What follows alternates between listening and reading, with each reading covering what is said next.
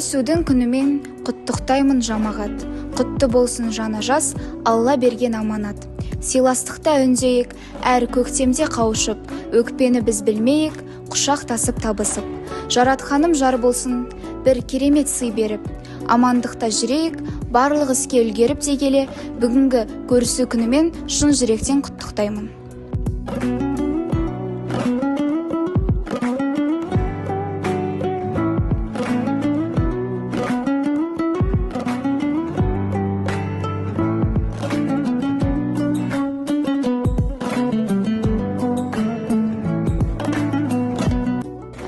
14 наурыз амал күні, көрісу күні деп саналады. Бұл күні қыстан аман есен шыққан, ел жұрт жер ана жаңарған